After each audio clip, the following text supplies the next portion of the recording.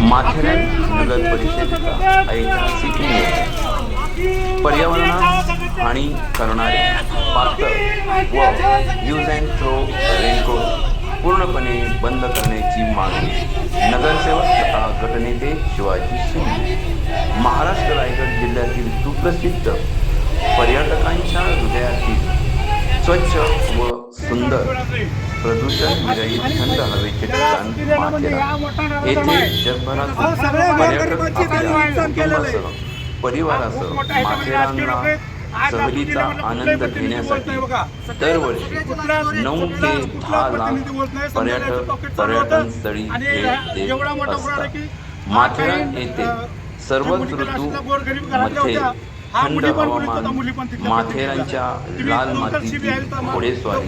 हात रिक्षा व नुकताच नव्याने सुरू झालेली ई रिक्षा